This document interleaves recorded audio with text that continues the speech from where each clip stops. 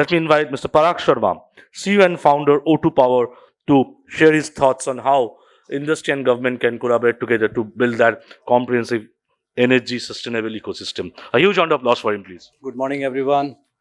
Thanks, APAC and CA, for inviting me here. I don't have an excellent presentation as Mr. Babu has, but being from the renewable sector, most of the time I will be talking about my sector. So we all know that India's energy sector growth story or electricity sector growth story, we were hardly at 88 gigawatt peak demand in 2005, and now we are at 243 gigawatt. So in this period, if we see the CAGR, it is almost like 5.5%. It includes some bad years like COVID, but amazing growth in terms of peak demand. And particularly if you see the growth in the last 2-3 years, it's upward of 12% in the last year. Last year, we were only at 216 gigawatt of peak. Now we have reached 246. And most of this last 4-5 years of incremental growth is being fed by renewable sector. And that's why there's a lot of pressure on India to increase its renewable capacity.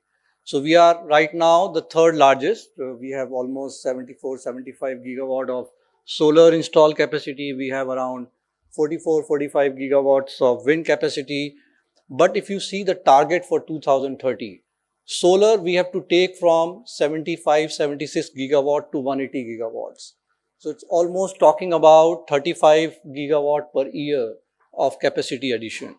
Wind we have to take from 44-45 gigawatt to almost 110 gigawatt. So again, it is a very steep increase in the requirement of wind capacity installations.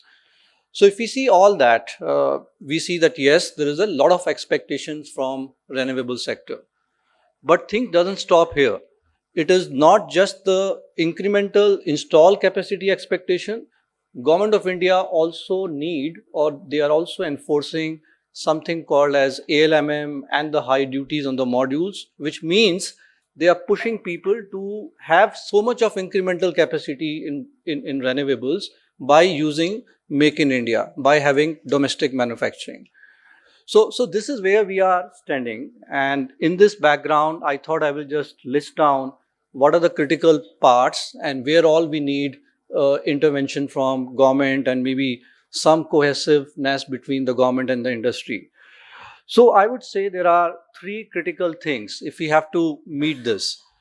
The first and the foremost is, at least this is relevant for solar, we have to resolve this issue of modules. So right now, everybody knows in the industry that we can't have 35 gigawatt, which is our expected capacity addition in solar sector, on the back of domestic manufacturing.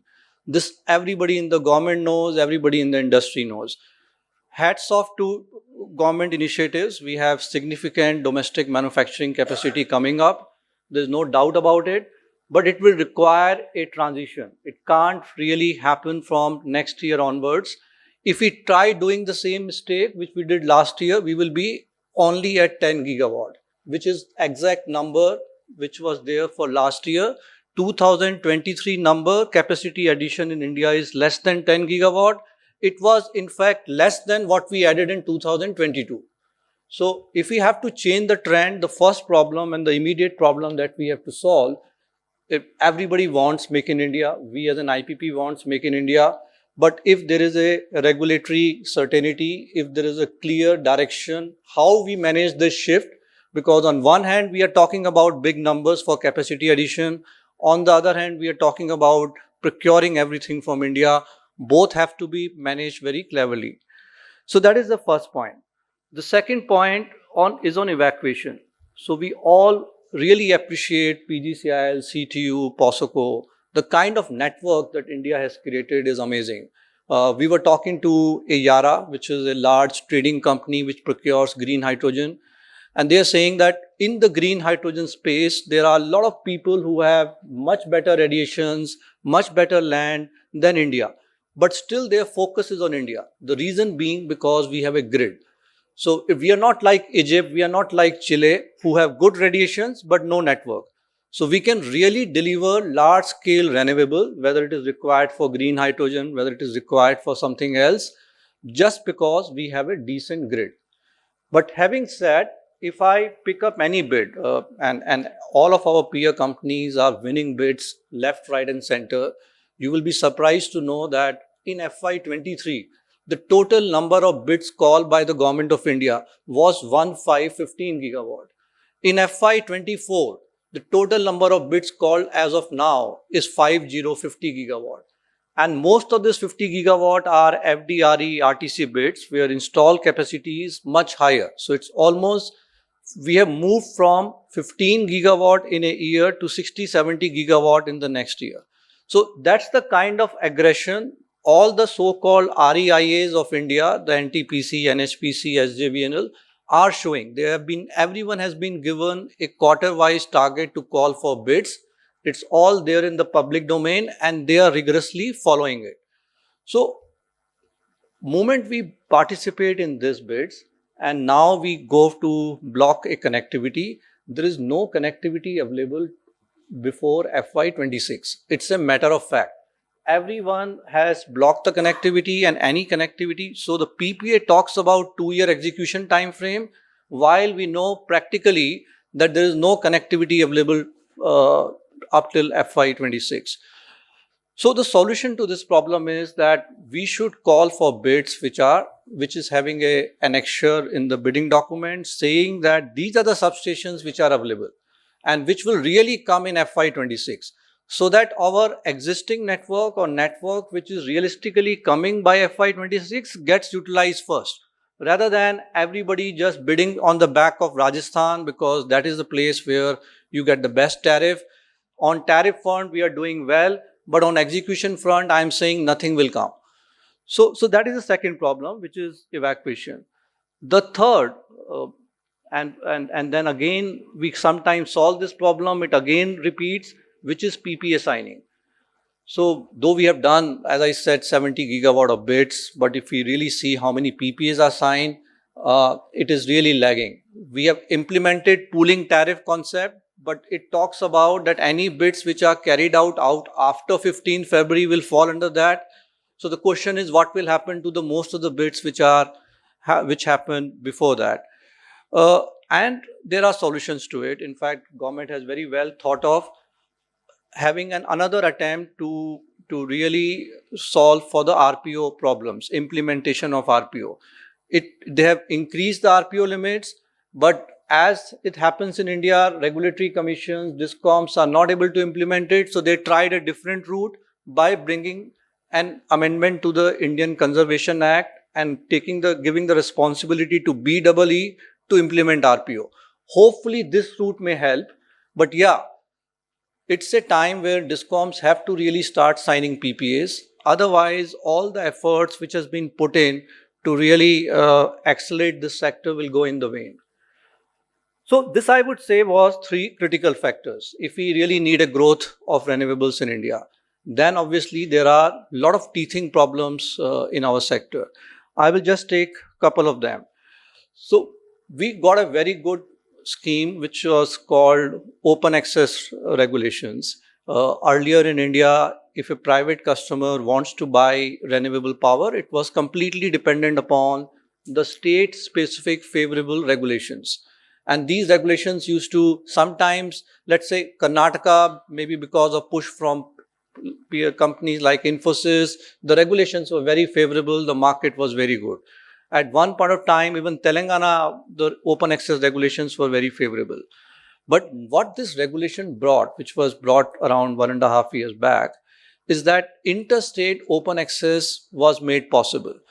Even the people from West Bengal, from the northeast, where there is a land constraint, they can also buy renewable power. Any private or the government companies can buy renewable power, and the interstate transmission charges were waived off.